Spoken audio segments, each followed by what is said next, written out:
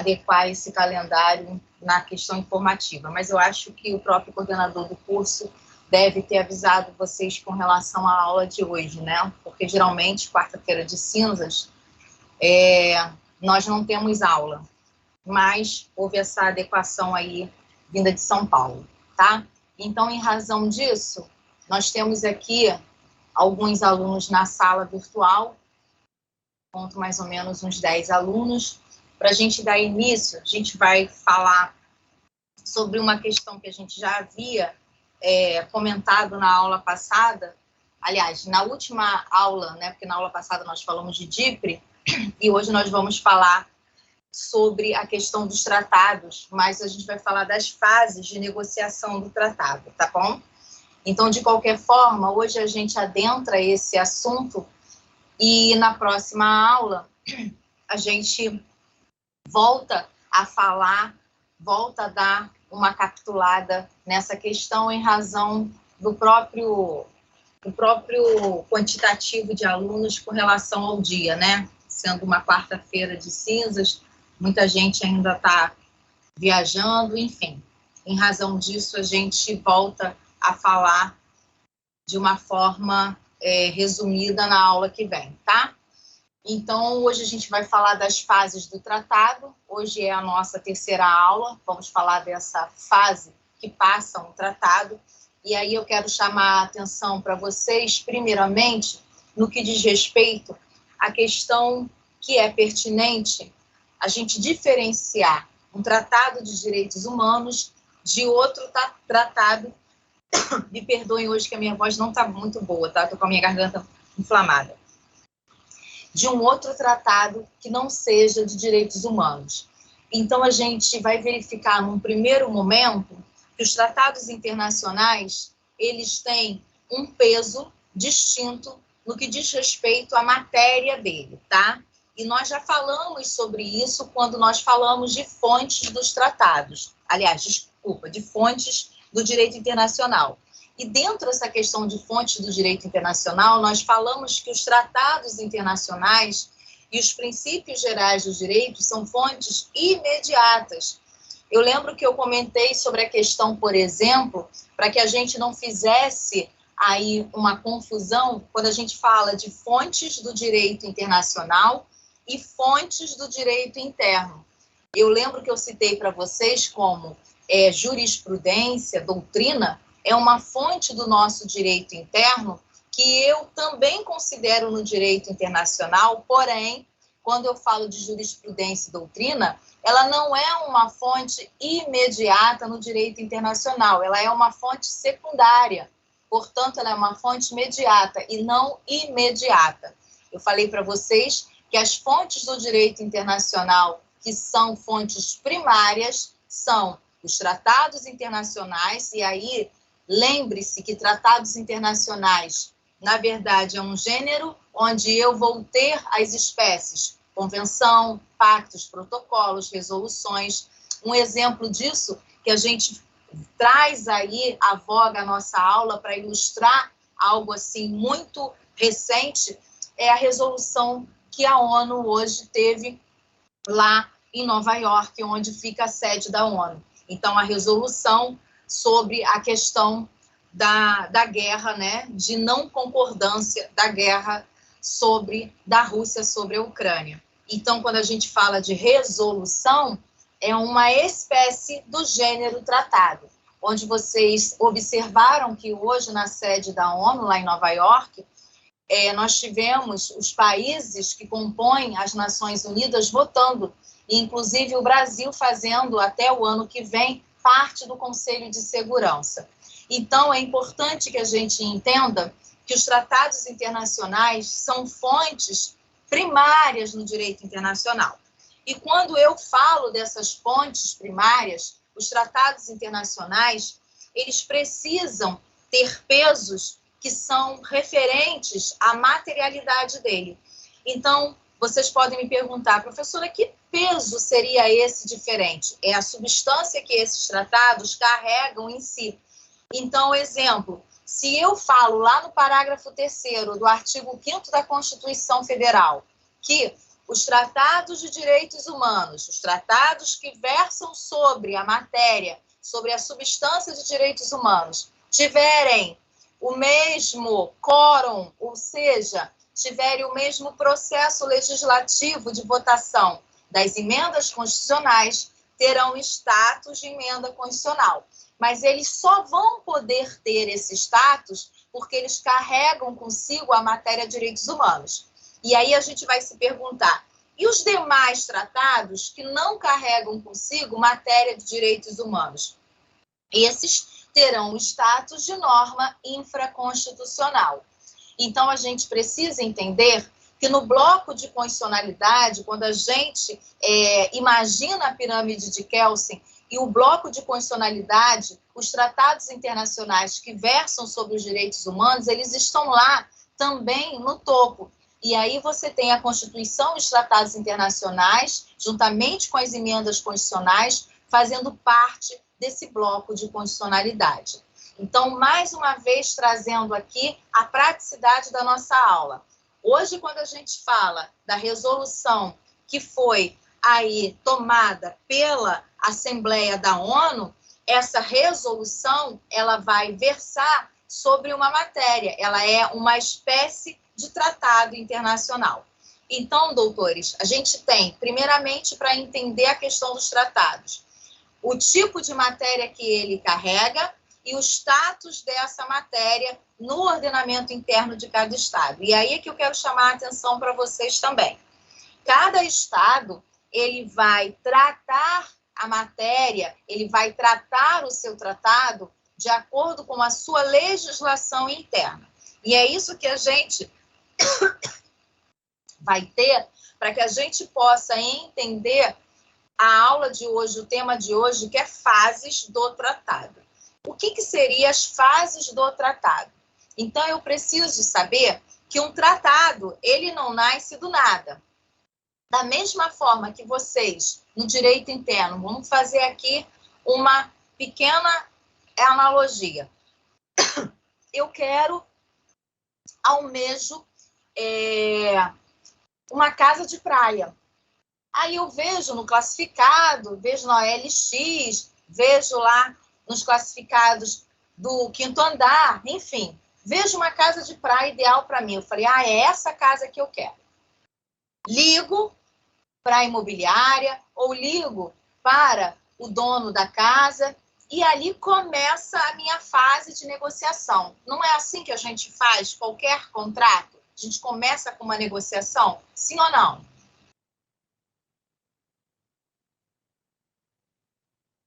Sim, professor. Sim, tem gente aí? Ok, gente? Sim?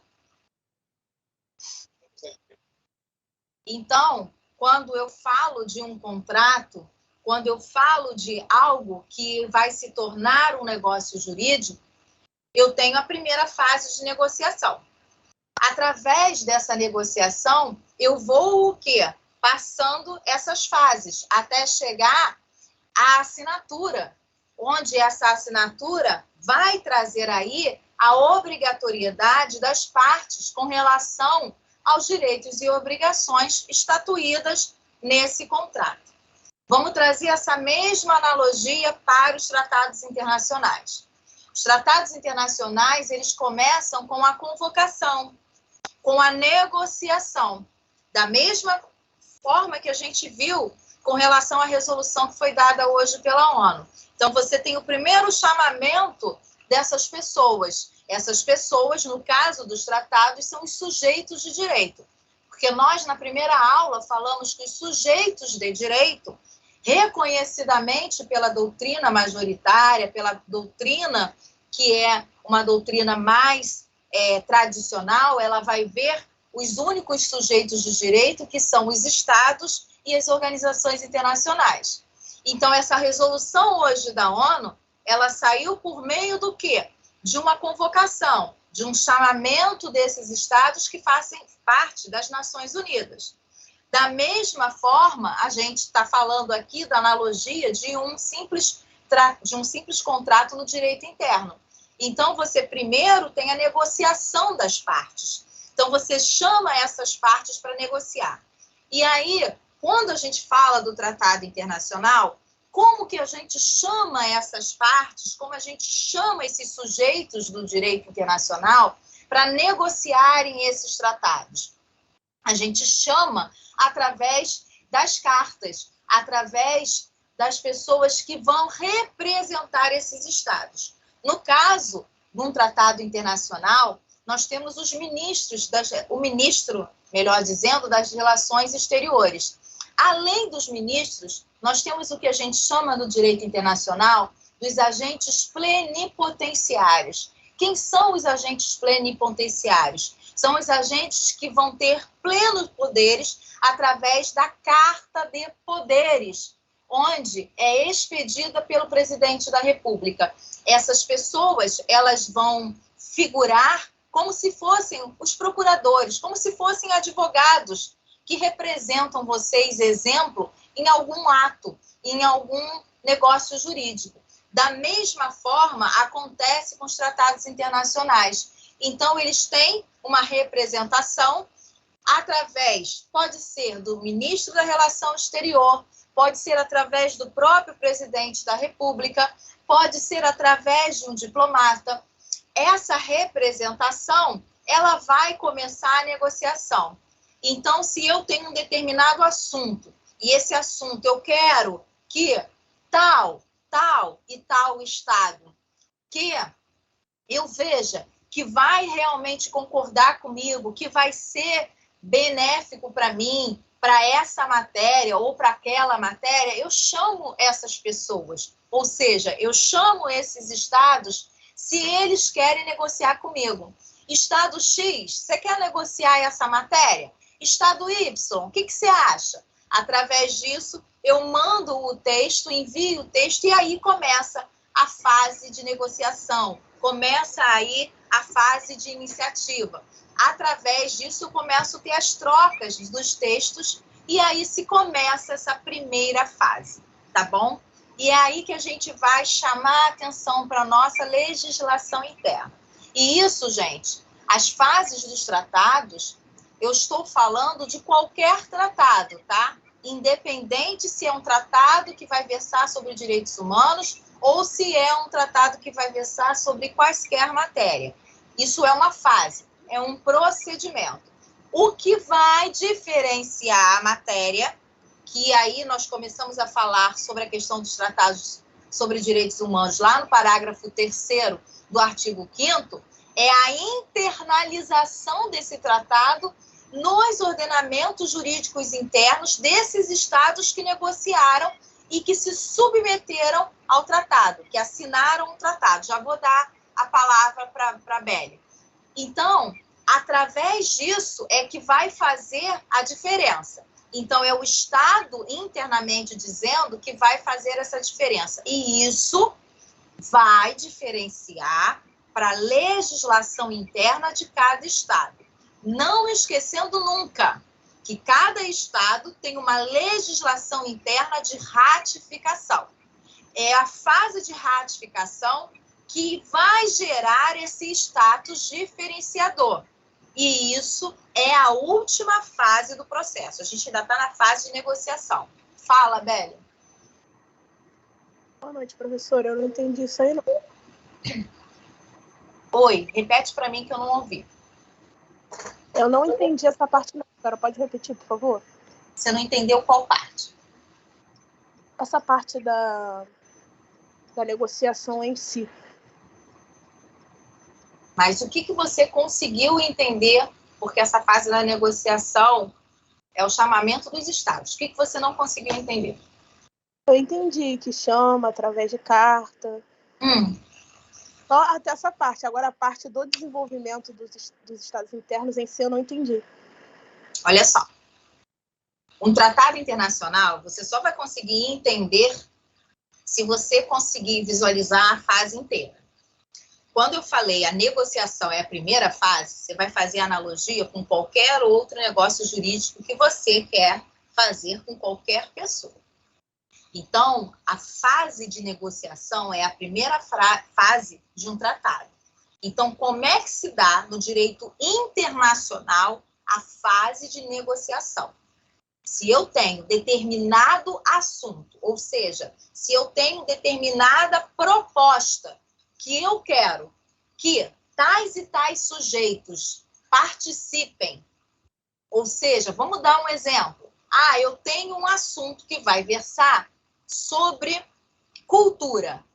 Vamos fazer aqui, exemplo, com a Argentina, com o Paraguai e com o Uruguai, um tratado que vai versar sobre educação e cultura. Ou seja, vamos fazer aqui um tratado que esses países, os estudantes desses países, podem ter livre acesso às universidades e homologação dos cursos, por exemplo, diretamente de medicina. Estou dando um exemplo, tá bom? Então, se eu tenho esse assunto, eu tenho uma proposta. Se eu tenho uma proposta e eu sei quais são os estados que eu quero trabalhar essa proposta, eu vou chamar esses estados. E como que eu vou chamar esses estados? Através de uma pessoa para representar e começar a fazer essa negociação. Quem são essas pessoas? Essas pessoas não podem ser pessoas comuns. Não pode ser eu, não pode ser você. Tem que ser pessoas que podem representar um estado. E quais são as pessoas que podem representar um estado? Os chamados agentes plenipotenciários. Quem são esses agentes plenipotenciários? Esses agentes que têm a chamada Carta de Plenos Poderes, que a gente chama no direito internacional.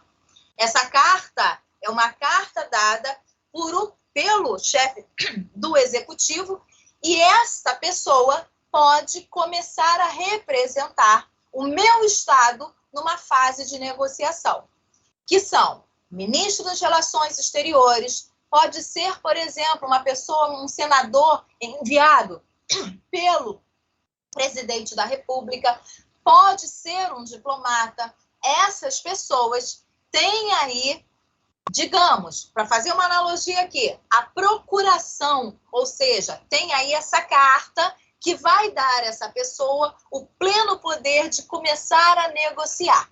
Então, eu tenho lá um projeto, eu vou agora participar. Para você, Paraguai, para você, Uruguai, para você, Argentina, o que você acha desse assunto?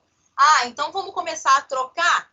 A partir daí, eu tenho a fase de negociação. É assim que se dá a fase de negociação, tá bom? Agora, é claro que se eu fosse falar de todos os pontos que cada fase tem, a gente vai ficar um semestre inteiro falando sobre tratados e não vai conseguir esgotar. Então, eu estou sendo, assim, bem sucinta para cada fase.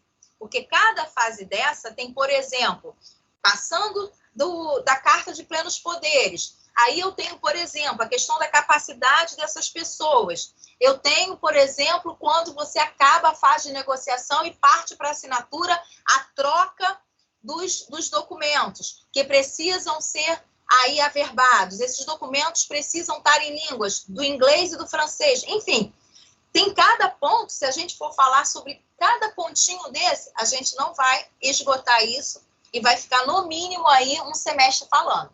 Então, a gente precisa entender quais são as principais fases do processo e precisa entender qual é a fase que internaliza no ordenamento jurídico interno.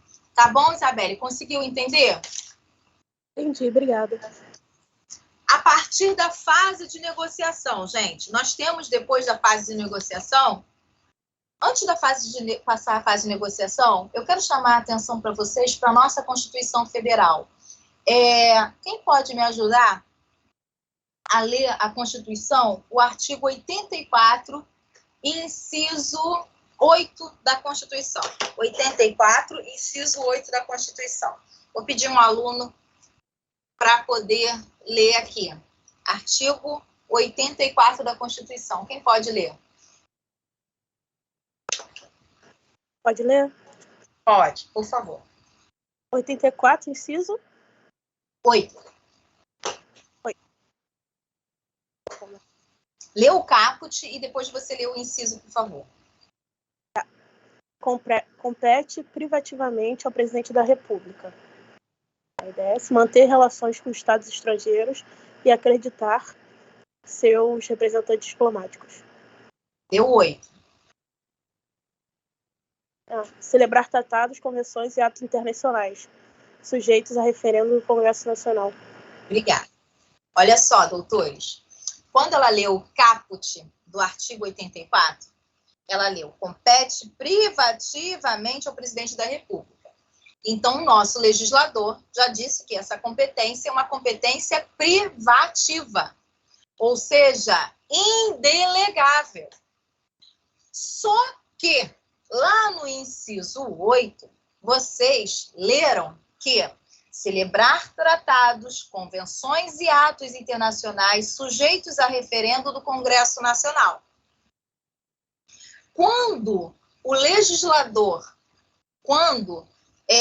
se colocou no caput que essa competência privativa do presidente, a gente tem até hoje essa questão que vai muito mais para a doutrina poder responder do que o legislador constituinte. Porque, a princípio, quando eu leio o caput, eu leio que assinar tratados, que celebrar esses tratados, essas convenções, é uma competência privativa do presidente.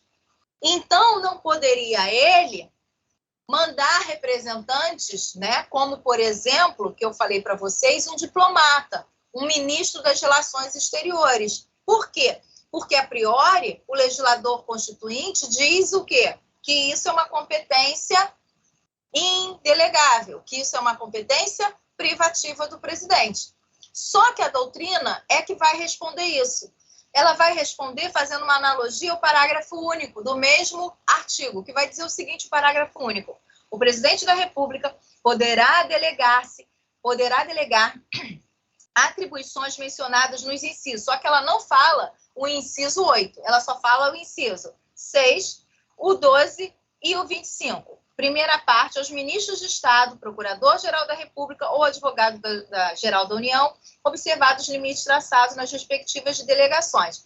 Então, a gente vai esgotar essa questão para a representação do presidente com a doutrina. Então, a doutrina diz que, desde o momento em que você tem a carta de plenos poderes, e essa carta, ela, na verdade, ela é exigência muito mais no final do que no começo, então, essa competência do presidente, ela poderia ser dada com a representação dessas pessoas que eu falei para vocês, que pode ser o ministro da Relação Exterior, que pode ser um diplomata. Então, essas pessoas seriam as pessoas cabíveis para esse tipo de representação, tá bom? Mas isso aí é uma questão muito mais doutrinária do que, como vocês viram, do que legal, do que constitucional, tá bom? Então, para essa primeira fase de negociação, uma vez esgotado, os estados dizendo: olha, eu quero participar sim, eu quero participar desse tratado, eu quero participar desse assunto, então vamos fazer o texto. E a partir daí se faz um texto, porque você tem o primeiro texto apresentado, que é sobre o assunto que vai ser ali tratado, e depois você tem todo um texto já ajustado por esses estados-partes. Uma vez esse texto já ajustado, com todas as fases do texto, com preâmbulo, com os fundamentos, com os anexos, se tiver anexo, você tem agora a fase da assinatura. Você vai para a segunda fase. O que seria a fase da assinatura? Seria a fase onde esses estados, né? E aí, lembrando, doutores, que um tratado ele pode ser um tratado bilateral, o nome já está dizendo, 2 estados participantes, ou ele pode ser multilateral. Ele pode ter vários estados signatários, vários estados participantes. Então, uma vez que eu juntei esses estados, agora vamos assinar. É como se a gente fosse assinar o contrato de locação lá que a gente falou da casa de praia. Então, a gente negociou valor, negociou se vai ser com fiador, se vai ser com calção de depósito. Vamos, então, negociar. Negociamos, fizemos o nosso contrato, as nossas cláusulas. Então, agora, vamos assinar. Assinamos? Opa, já está o quê? Já está gerando direitos e obrigações. É nessa fase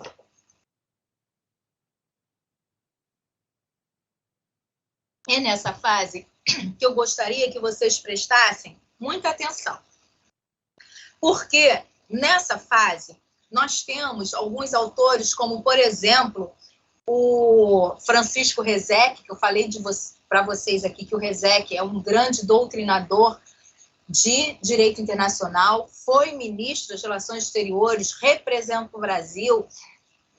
Então, assim, ele tem uma representatividade internacional muito grande como pessoa internacional e como doutrinador no direito interno. Então, o Rezec, ele vai falar na doutrina dele que a ratificação, na verdade, é um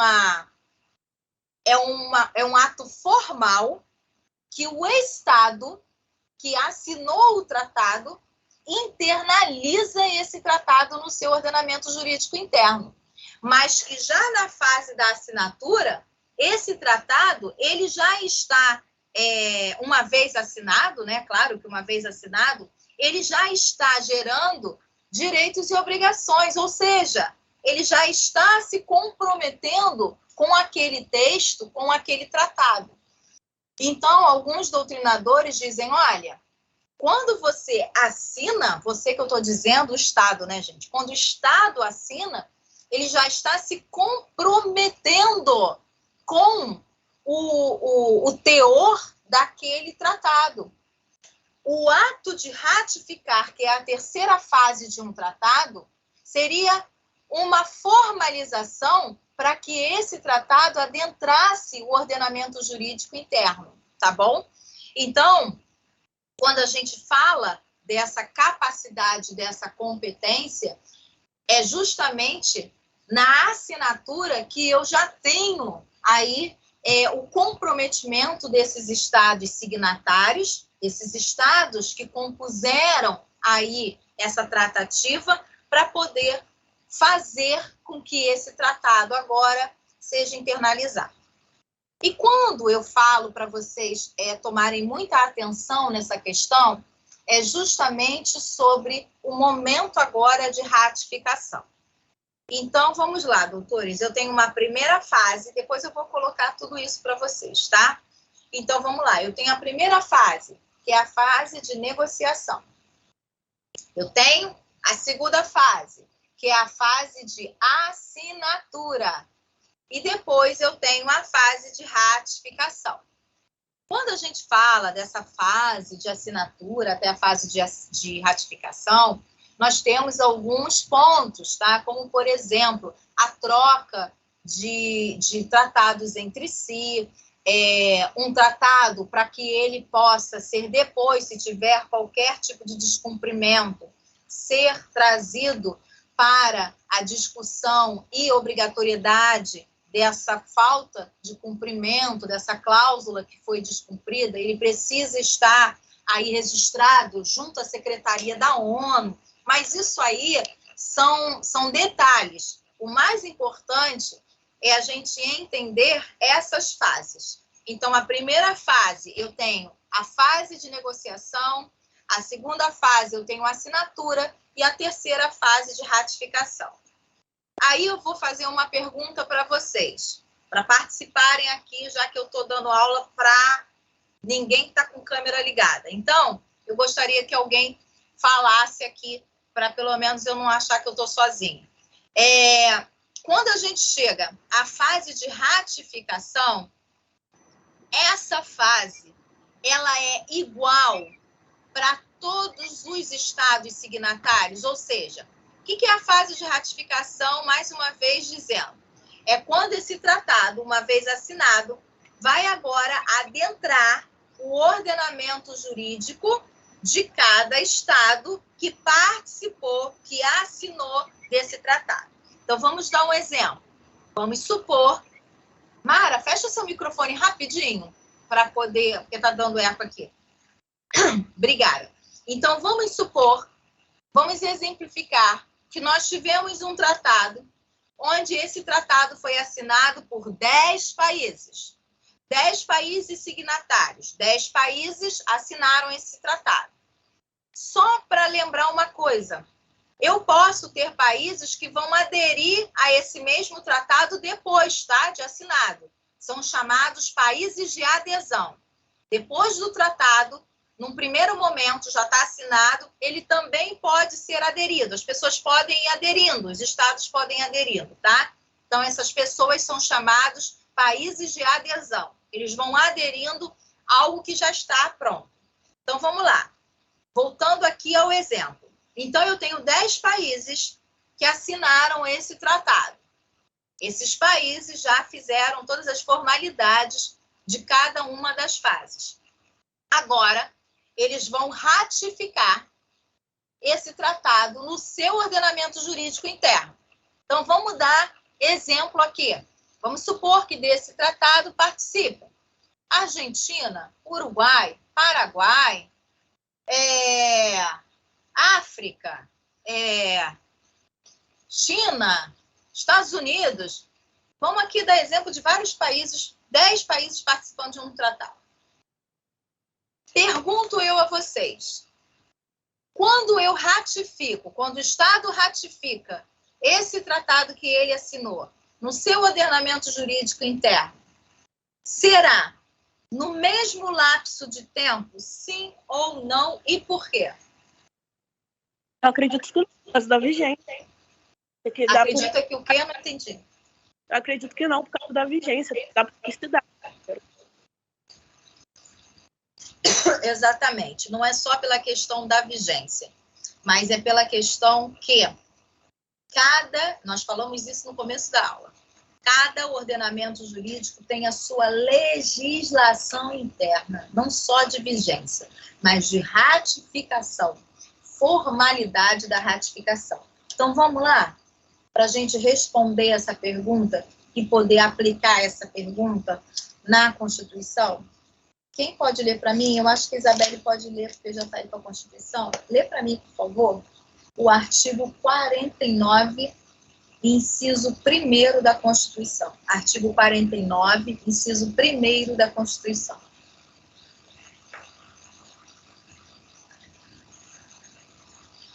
Qual é o inciso 1º? Lê o caput e lê o inciso 1º. Tá, artigo 49. É da competência exclusiva do Congresso Nacional. Resolver, inciso 1º, resolver definitivamente sobre tratados, acordos ou atos internacionais que acarretarem cargos ou compromissos gravosos ao patrimônio nacional. Obrigada, Isabelle. Pergunto eu, através do que a Isabelle leu agora, quem é competente, qual órgão competente para ratificar no nosso ordenamento jurídico brasileiro, eu não sei os outros ordenamentos jurídicos, brasileiro, quem é competente para ratificar um tratado internacional no nosso ordenamento e ele começar a fazer parte do ordenamento jurídico interno? Quem é? De acordo com a lei. Congresso Nacional. Muito bem, o Congresso Nacional. Ela leu no artigo 49, inciso 1, que compete para resolver definitivamente sobre tratados, acordos ou atos internacionais que acarretem cargos ou compromissos gravosos ao patrimônio nacional. Então, vamos agora uma questão prática. Oi, Isabelle, você vai falar alguma coisa? Uma dúvida. Aí, esse inciso está falando sobre atos também internacionais. E no caso de homologação de sentença, porque não é o STJ que faz? Sim. Confundiu a minha mente. Oi? Confundiu a minha mente, porque atos internacionais, todos os atos internacionais serão pelo Congresso Nacional? Não, olha só. Não confunde isso, porque uma coisa é uma coisa, outra coisa é outra coisa. Quando você fala de sentença estrangeira, é um ato, mas é um ato que foi produzido pelo judiciário. Esse ato, ele precisa ser homologado pelo STJ. E quando ele é homologado, ele vai sofrer o chamado juízo de delibação, que não tem a ver com o mérito. Até mesmo porque o judiciário brasileiro, aí com a competência do STJ, ele não analisa mérito. Ele analisa se o ato que foi emanado do judiciário alienígena está em confronto com os bons costumes, com a soberania, e aí ele vai observar se confrontou o artigo 17 e 19 da LINDB.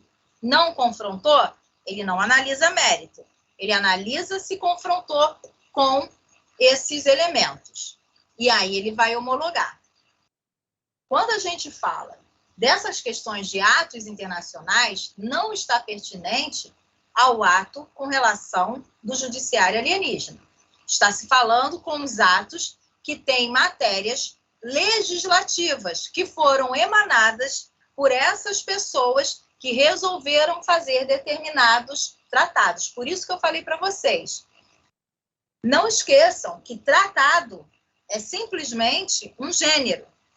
Eu tenho outros nomes, ou seja, outras espécies, como aqui na nossa Constituição vai dizer tratados, vírgula, acordo ou atos internacionais.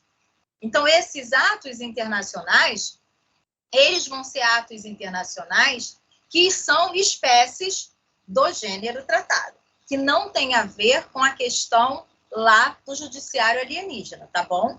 Da sentença alienígena, porque essa sentença ela já vem pronta. Ela só precisa saber, o STJ só precisa verificar se essa sentença ela confronta com o artigo 17 e 19 da LINDB. Tá bom, Isabel? A gente não pode confundir essas coisas.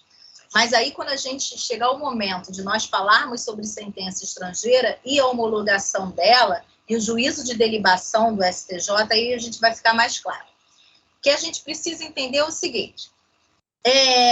O presidente da República, através da Carta de Plenos Poderes, envia um diplomata. Esse diplomata começa a fazer a negociação, né? E aí, através da negociação, depois assinamos um tratado. Assinamos um tratado, agora vamos ratificar esse tratado. Então, a Isabelle leu que o artigo 49, inciso 1, vai dizer que o Congresso é que vai ratificar. Então, na prática, doutores, como é que se dá isso? Antes do Congresso ratificar, nós temos esse tratado através do decreto presidencial. Então, uma vez assinado esse decreto, ele vai para... uma vez assinado esse tratado, ele vai para decreto presidencial. Foi para decreto presidencial, assinou, aí o Congresso ratifica. Só que eu quero chamar a atenção de vocês a algo muito importante que vários doutrinadores também sustentam. Olha aqui, quando ela leu, é da competência exclusiva do Congresso Nacional. Então, se a competência é exclusiva, só pode ser o Congresso, ninguém mais. Resolver. Olha a interpretação do inciso. Resolver definitivamente sobre tratados. Resolver definitivamente. Então, significa dizer que durante um período, algum ato, através de um decreto, pode até estar vigorando. Definitivamente sobre tratados, acordos ou atos internacionais que acarretem encargos ou compromissos gravosos ao patrimônio nacional. Uma vez vocês lendo com calma esse inciso, o que pode parecer, e é aí que está a discussão doutrinária, que aqueles tratados, que aqueles acordos, que os protocolos, as espécies que não tiverem ou que não forem compromissos gravosos ou encargos para o patrimônio nacional, ou seja, para o nosso país, não precisa ser ratificado pelo Congresso Nacional. E é aí que eu chamo a atenção de vocês para tratados internacionais que versem sobre outras matérias, que precisam dar celeridade ao nosso ordenamento jurídico para poder ter eficácia e executoriedade aqui. Aí que eu quero chamar a atenção. Vamos supor que o Brasil tenha assinado um tratado sobre a utilização, o convênio, melhor dizendo, de médicos cubanos em época de pandemia aqui no Brasil, para que os médicos cubanos sejam contratados pelo governo brasileiro num contrato de 1 ano, ou para trabalharem na Amazônia, como já houve esse tipo de acordo, de convênio. Se eu for esperar o Congresso Nacional ratificar, porque há tratados internacionais, doutores, que o Brasil demorou mais de 10 anos para ratificar. Se eu for esperar, ou as pessoas morrem, ou simplesmente não tem como, porque aí o médico simplesmente vai envelhecer ou vai morrer, se ele for ficar esperando o Congresso Nacional ratificar. Então, o que nós entendemos da interpretação do artigo 49? Que aquilo que não for gravoso, que aquilo que não se tornar um encargo, um compromisso de encargo, pode ser trazido para o ordenamento jurídico interno de forma mais célere. Por isso que eu falei com vocês que alguns doutrinadores, como o Rezec, dizem que na fase de assinatura já há o comprometimento, que a ratificação seria uma mera formalidade. Agora, doutores, a gente não pode esquecer de algo muito importante. Isso eu estou falando de uma matéria que não verse sobre direitos humanos. Porque se eu tiver matéria de direitos humanos, obrigatoriamente vai ter que passar pela fase da emenda constitucional. Vai ter que fazer a mesma coisa da emenda constitucional. E aí vai ter que passar pelo crivo do Congresso Nacional. Vou pedir a Isabelle para ler para mim o artigo 5º, parágrafo 3º da Constituição. Artigo 5º da Constituição, parágrafo 3º. Lê para mim, por favor.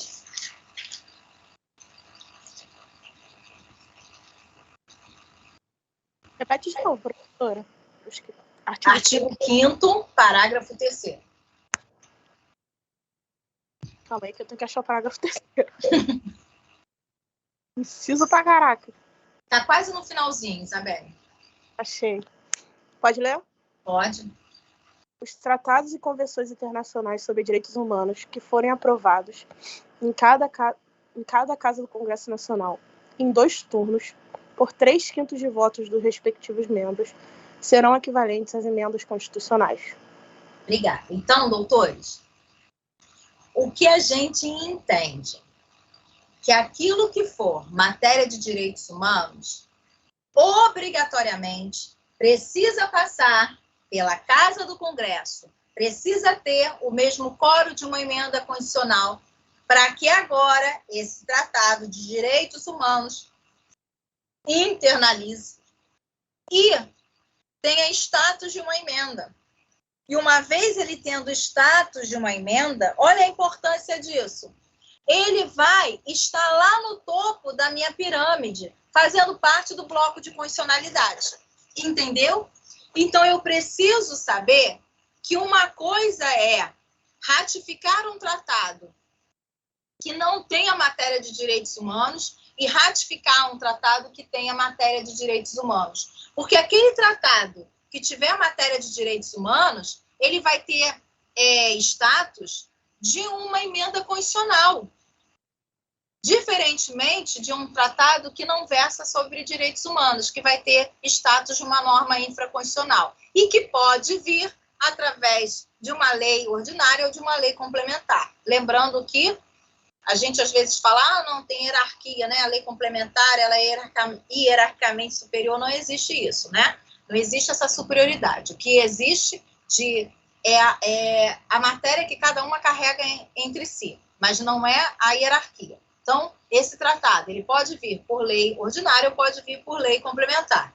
E aí é que a gente tem que pensar que, se eu tiver uma matéria que precisa ser exequível, precisa ter eficácia logo no ordenamento jurídico interno, então ela não vai passar por esse mesmo crivo. Por que ela não vai passar? Primeiro, porque ela não é matéria de direitos humanos, e segundo, que ela precisa ser séria.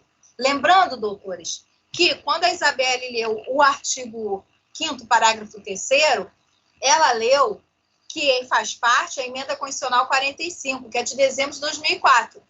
Só que, já falamos sobre isso, o Pacto São José da Costa Rica, ele é anterior a essa emenda, mas ele não tem matéria de direitos humanos. Se ele tem matéria de direitos humanos, ok, mas ele não tem forma.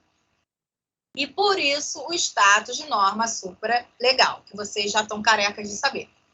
Aí, só para chamar mais atenção a essa questão dos direitos humanos. Hoje, nós temos, depois da emenda 45, nós temos quatro tratados sobre direitos humanos que versam sobre essa matéria e que foram ratificados pelo Congresso após dezembro de 2004.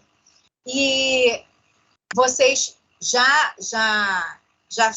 são cientes desses tratados, como sobre a questão racial, sobre o tratado sobre os deficientes, o último tratado que foi o de Marrakech, que foi sobre a questão das pessoas deficientes visuais, na questão da aquisição das obras literárias. Então, esses tratados são tratados que versaram, ou melhor dizendo, que versam sobre direitos humanos e que foram ratificados com esse quórum de emenda constitucional depois de dezembro de 2004, ou seja, depois da implementação da emenda constitucional 45, tá bom?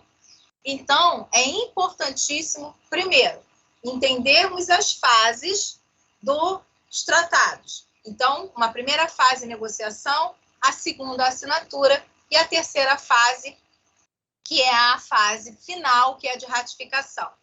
E aí que eu chamei a atenção para vocês. Nós já tivemos tratados que demoraram mais de 10 anos para serem ratificados. O próprio Pacto São José da Costa Rica. Aí eu pergunto a vocês, a forma, o tempo que cada país gera para ratificar o seu tratado no seu ordenamento jurídico interno e começar a fazer valer esse tratado internacional no seu ordenamento, uma vez que, exemplo, que eu falei para vocês, eu dei aquele exemplo de 10 países. O Brasil demorou 10 anos para ratificar, o outro 5, o outro 2, o outro 1. Por exemplo, o Reino Unido não passa pelo Congresso. O Reino Unido, quem ratifica é a coroa. Então, são diversas formas e lapsos temporais para ratificar. Pergunto eu, tendo em vista não somente a dificuldade, mas tendo em vista a diferenciação de ratificação em cada ordenamento jurídico interno dos estados que fazem parte de determinado tratado, isso vai gerar algum tipo de sanção para esse estado que demora mais? Gera, sim ou não? O que vocês acham? Eu não sei, mas assim, se o país demora um século para poder ratificar o tratado, eu não chamava mais ele para tratado nenhum também, não. Eu nem assinou para não fazer, então não assina. Eu sou dessa política aí. Ótimo, eu gostei disso. Então, olha só, gente. A priori, não compromete, não gera sanção, tá? O que vai acontecer, Isabelle, eu adorei essa tua colocação, é o seguinte, é que a falta de comprometimento, ou melhor dizendo, a demora desse determinado estado para internalizar esse tratado, significa dizer a falta de comprometimento dele com aquilo que ele assinou. E aí, olha que interessante, vamos trazer aqui uma lei que todo mundo conhece, que é a famosa Maria da Penha. Já falei aqui em outras oportunidades. A Lei Maria da Penha não foi feita porque a gente olhou para Maria da Penha, o legislador olhou, tadinha, coitada. Foram várias vezes tentativas de homicídio, até que ela chegou na cadeira de rodas. Vamos fazer uma lei agora para essa, e vamos colocar o nome dessa mulher e vamos fazer essa lei em homenagem a ela. Não, não foi isso. Foi um descumprimento que, tipo, não fez nada, de um tratado que tratava sobre as questões pertinentes ao direito da mulher, que o Brasil deixou de aplicar, ou melhor, ficou inerte, não fez nada, que ele foi, na verdade, vamos dizer, não foi nem sancionado, porque vocês estão vendo aí um exemplo mais do que pertinente à questão da Rússia e da Ucrânia. Ele não foi sancionado, mas ele foi ali o tempo todo colocado à prova, o tempo todo ali politicamente pressionado para que fizesse uma legislação interna que se comprometesse com a aplicação do direito relacionado à violência doméstica aí em relação às mulheres. Então, doutores, a gente entendam que a gente não tem sanções, digamos, definitivas, aplicáveis internacionalmente a diversas formas do tratado. Por quê? Porque a gente vai esbarrar num elemento chamado soberania. Cada estado tem a sua forma de internalizar. Então, como é que eu vou dizer, você estado tal, está demorando muito. Você estado X está demorando muito. Por quê? Porque essa demora, ela vai estar pertinente àquilo que é de legislação interna. E a legislação interna é a soberania desse estado, tá? Então, o que a gente está vendo aí na movimentação do cenário internacional é uma prova disso. Por mais que a gente saiba que está havendo uma violação dos direitos humanos da Rússia sobre a Ucrânia, o que a gente tem é o quê? Por mais que tenha uma resolução hoje, novinha, saiu hoje, direto do forno, lá nas Nações Unidas, por mais que tenha saído essa resolução, na prática, isso só vai estar simbolicamente mostrando para o mundo que essas Nações Unidas não concordam. E o que a gente pode fazer? É o que os Estados estão fazendo. Olha, não importa mais, olha, tira dos bancos, olha, não faz mais isso, não dispõe mais de tecnologia, não deixa mais fazer parte do bloco, ou seja, você vai limitando, retirando parte econômica, parte cultural, parte tecnológica, para poder sufocar o país. Mas, efetivamente, uma sanção de aplicação, por exemplo, esse país agora tem que pagar X de multa, ou esse país vai sofrer durante tantos anos isso. Não há. Não há por quê? Porque sempre nós vamos esbarrar com o elemento soberania, tá? E isso é importantíssimo a gente entender na questão do direito internacional. Haja visto que a gente está a todo momento aí observando no cenário internacional atual, tá bom? É a mesma coisa, porque vai sufocar sem importação, exportação, vai dar ruim na economia, basicamente é a mesma coisa, está obrigando o país a parar de fazer merda, com todo respeito. É porque o que acontece? Com esse tipo de sanção, você acaba sufocando o país. Por quê, Isabelle? Porque se a gente for pensar numa questão econômica, o país ele não consegue sobreviver como os países, exemplo, quando a gente pega lá na Idade Média, que você tinha só a agricultura, que você tinha... Então, você não tem isso mais. O país, para ele sobreviver, ele precisa de ter a associação dele com outros países. Então, nem tudo o meu país consegue ter de matéria-prima, nem tudo o meu país consegue ter de determinados produtos. Então, eu preciso estar o tempo todo sendo aí tendo relacionamentos com outros países. Eu preciso importar, eu preciso exportar, eu preciso da economia, eu preciso de bancos internacionais, eu preciso de tecnologia. Ou seja, se você começa a limitar e sancionar, chega uma hora que, por mais que a gente saiba que a Rússia tenha uma grande reserva de dinheiro, tanto de ímã, quanto de dólar, quanto de euro, a gente sabe que ela tem uma grande reserva, mas chega uma hora que essa reserva vai acabar. Isso não é só no país, isso em qualquer lugar. A gente pode ter uma poupança, mas se você simplesmente, dependendo do valor que você tem na sua poupança, chega uma hora, dependendo do percentual da poupança, que você não investe, vai chegar uma hora que o dinheiro vai acabar se você só usar e não investir.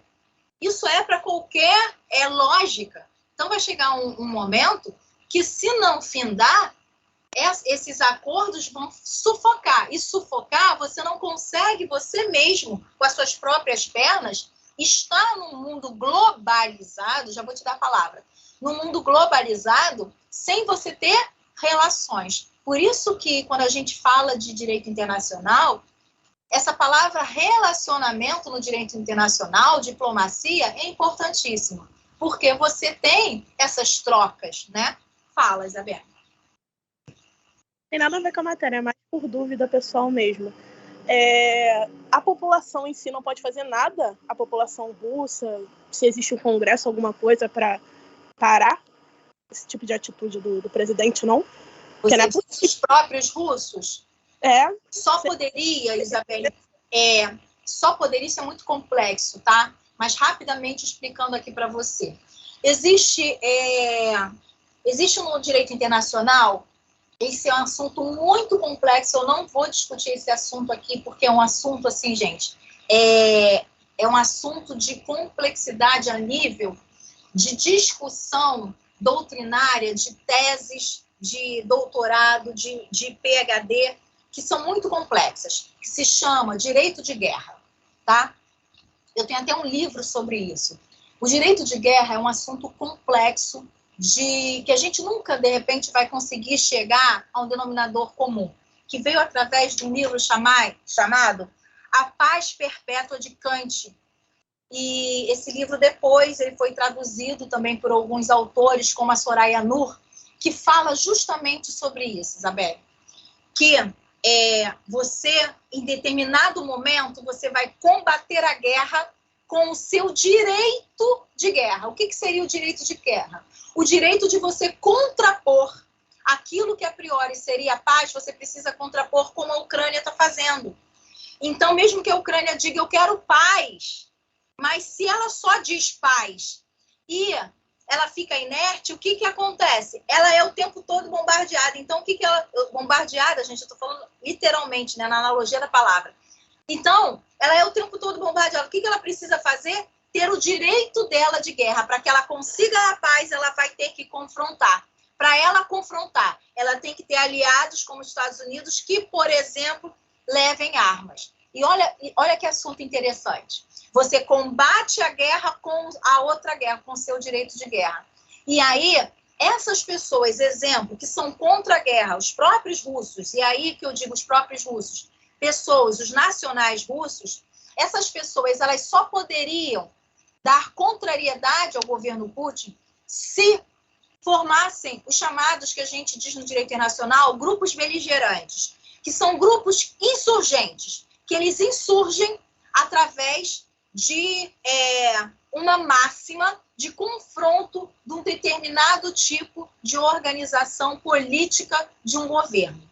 Mas aí, com isso, você faz o quê? Você surge grupos armados que vão também trazer mais guerra e, com isso, vão dificultar mais ainda a paz. Então, olha a complexidade disso, Isabel. É muito complexo. Os russos que são contra, e aí, ninguém pode fazer nada, a ONU, nada, ninguém? Você vê que uma resposta sobre esse seu questionamento é a própria ONU. A gente olha assim, gente, mas a ONU é uma organização, né, tão poderosa, uma organização com tantos países, mas não pode fazer nada? Não pode fazer nada.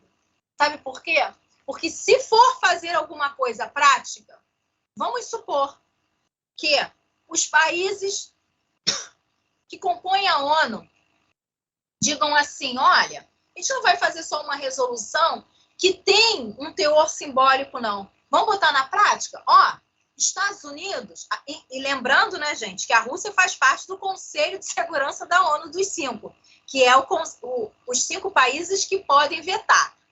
Então, vamos supor que alguns países da ONU se reúnam, dentre eles os Estados Unidos, que é aí o segundo país com mais força bélica, que fale assim, ó, vamos agora invadir a Rússia. Se falar, vamos lá, vamos pegar a Alemanha, vamos pegar Estados Unidos, vamos pegar Coreia, vamos invadir a Rússia. Gente, começou a Terceira Guerra Mundial. Acabou.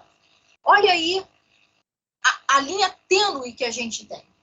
E com isso, nenhum país quer que isso aconteça. Por quê? Porque se isso acontecer, acabou. Como na Segunda Guerra Mundial, só existiu a ONU porque esses países vencedores fizeram o quê? Vão agora fundar uma nação unida. Vamos agora trazer aquilo que a gente teve de mais terror na Segunda Guerra Mundial. Então, acabou. Vai ser o colapso de várias nações. Então, por isso... Se o Putin quiser matar os próprios russos que se rebelarem contra essa guerra, ninguém pode fazer nada por causa da soberania. E é isso. Exatamente. Exatamente. Se resume nisso. Exatamente. E aí, será que todos esses países vão estar aí querendo se comprometer? É igual briga de vizinho. Será que todo mundo quer se comprometer porque sabe que no outro dia está tudo bem? Será que vai se comprometer? Será que vai estar aí se comprometendo e sabendo que vai atingir diretamente a sua economia, por exemplo? Olha o problema. Então, a gente... Mas, assim, se tem direitos humanos, já são pessoas que estão morrendo, cara. Sim. Nós temos direitos humanos, mas, infelizmente, nós não podemos adentrar as questões que são pertinentes à soberania de cada Estado. Por isso que vocês devem ter observado que alguns países se abstiveram de dar a sua opinião. Por quê? Porque quer ficar em cima do muro. Eu não digo nem que sim e nem que não. Por quê? Porque eu quero continuar tendo relacionamento com esse país conveniente, porque é um país forte, porque é um país de força bélica, de grande força econômica, como a China, por exemplo. Ela quer ficar em cima do muro. Eu não vou dizer nem que sim, que não, ou então eu vou dizer que eu não acho que tem que aplicar sanção nenhuma. Até mesmo porque qualquer sanção que for aplicar vai sufocar, mas não vai chegar e dizer, ó, Putin, você não vai mais fazer isso. Tanto é que o que está acontecendo? Todos os países estão se reunindo dizendo, olha, nós somos contra a guerra, olha, o Papa vem e diz, eu estou aqui disposto a fazer um acordo também. Mas na prática, gente, na prática, o Putin, por algum momento, disse, não, estou ouvindo vocês, realmente, não vou mais fazer, não. Não existe isso. Por quê? Porque existe esse... E mesmo existindo o elemento soberania, a Ucrânia está sendo invadida. Ele simplesmente preparou todo o arsenal nuclear e está apontado para o mundo. Exatamente. Se a ONU ou algum país europeu pensar em se unir para fazer uma frente contra a Rússia, ele não vai piscar. Ele vai eclodir a Terceira Guerra e vai arrebentar o mundo inteiro. É isso justamente que a gente está aqui discutindo, né? Se acontece de algum país como, por exemplo, a China ou os Estados Unidos, que possuem economia, Coreia do Norte, por exemplo, gente, acabou, já é a Terceira Guerra Mundial. Isso se houver um tipo de confronto realmente prático, como está havendo da Rússia com a Ucrânia. Aí é a Terceira Guerra Mundial formada, entendeu? Até agora, tá naquela... Já vou te dar a palavra, Fabiano. Até agora, a gente está ainda naquela questão diplomática, simbólica e tal. mas ainda não há efetivo sancionamento, melhor dizendo. Sanção está tendo, econômica e tal, mas ainda não está tendo uma efetiva praticidade no que tange a questão da guerra. Nenhum país ainda se meteu, a não ser os Estados Unidos, com relação à liberação de armas para a Ucrânia. Mas os Estados Unidos em si não se meteu. Ele está mandando arma para a Ucrânia, mas ele não está enviando as tropas, não está enviando o material dele em si, né, para entrar nessa guerra. Desde o momento em que países como Coreia, China, Estados Unidos começarem a entrar nessa guerra, seja pelo lado defendendo a Ucrânia ou defendendo a Rússia, a gente vai entrar numa terceira guerra mundial. Fala, Fabiano, para a gente fechar. Professora, nesse caso, quem sofre é a população, né? Não tem Porque se for pensar legal, igual eu falei para o colega, não tem anjo nessa história, não. Por quê? Tipo, a OTAN, na época, se fortaleceu contra a União Soviética, né? Quer dizer, a União Soviética foi desfeita. Porque eu estava vendo, não sei se é fake, vários pontos de base dos Estados Unidos na Europa todinha, tipo meio que lotado ali nos países ali, tipo meio que apontado para a Rússia. E acaba que no final de tudo, foi o que a senhora falou, os países se fecham, cada um que tem a sua produtividade, o seu interesse, cada um pensa num interesse que cada país pode dar para outro, que é a globalização, eles se fecham e, tipo, a África, os outros países ou outros continentes, os outros países que não têm nada, fica, tipo, meio que afastado, né? Exatamente. Aí acaba acontecendo essas coisas. E sem falar... Aí, no final, tudo é o poder... Exatamente, e a política. Isso, exatamente, Fabiana, é isso aí. E só para a gente fechar a aula de hoje, percebam que nós já estamos tendo um grande problema que é em relação aos refugiados, né, gente? Porque a gente só está falando, a Polônia está recebendo, alguns países de fronteira estão recebendo, mas essas pessoas estão saindo das suas casas, estão indo para a Polônia, por mais que a Polônia e países europeus sejam países que tenham uma estrutura bem maior do que a América, por exemplo, Latina, não tem comparação, mesmo que haja a União Europeia sendo colocada aí para disposição desses países, para que dê estrutura para países fronteiriços dali da Ucrânia, mesmo que haja, há um grande problema humanitário, que direitos humanos é uma coisa, humanitário é outra. Humanitário está relacionado à guerra. Há um grande problema humanitário com relação aos refugiados. Essas pessoas, elas não precisam somente de estrutura, mas há uma questão psicológica. As pessoas abandonaram suas casas. Crianças não estão mais com os pais, porque os pais estão lá na Ucrânia, foram impedidos de irem com as suas famílias. Então, olha a questão humanitária que está sendo aí cada vez mais alargada. Olha o problema. E isso, gente, é uma questão que ela vai além da guerra. É uma questão que fica aí, ó, por muitos e muitos anos. Eu acho que ele não vai parar de surtar, não. Eu acho que ele vai lá, já começou, e é isso aí. Vamos ficar muito atentos a essas questões. Doutores, muito obrigado. Na aula que vem, eu vou fazer um resuminho para vocês disso tudo que a gente falou da questão das fases dos tratados, tá bom? Obrigada, professora. Gente, obrigado. Fiquem com Deus, se cuidem. Obrigada. E até sexta-feira na nossa aula de ambiental, tá bom? Tá bom, professora, até sexta. Obrigada. Beijo grande em cada um de vocês. Boa noite. Tchau, professora. Boa noite. Boa noite.